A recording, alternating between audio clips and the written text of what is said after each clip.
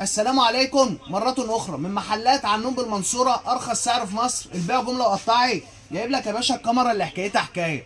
الكاميرا دي يا باشا هتحطها عندك على درج الفلوس، هتحطها عندك في المحل، هتحطها عندك على باب الشقة، هتحطها على بوابة العمارة. مش محتاج فني ومش محتاج حد يركبها لك، بتشتغل بكارت الميموري وبتشتغل عن طريق الموبايل. بص كده يا باشا الشغل العالمي. كاميرا يا باشا كل اللي بتعمله بتتحرك عن طريق الموبايل شمال ويمين. وريهم كده يا هادي. بص يا باشا كده، بص يا باشا عماله تتحرك شمال ويمين زي ما انت شايف عن طريق الموبايل. وكمان فيها ميزه جامده جدا، ممكن تكلم اللي قدامك عن طريق الكاميرا. السلام عليكم.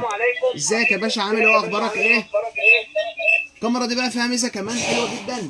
الكاميرا ديت حكايه الحكايه، الكاميرا ديت بتشتغل عن طريق كابل شحن، يعني حاجه سهله وبسيطه، مش محتاج فني يركبها لك. انت يا باشا هتطلع تركبها بنفسك، مش محتاجه وقت، مش محتاجه مجهود.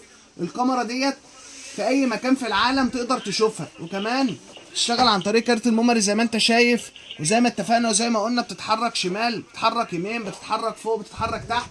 وكمان ممكن تكلم اي حد قدام الكاميرا، يعني فيها سماعات. حاجه كده حكايه الحكايه، حاجه فعلا ببلاش. مع عنون هتبقى دايما في المضمون. الكاميرا بتتربط كمان بواي فاي. يلا منتظرينكم بمحلات عنون. سلام.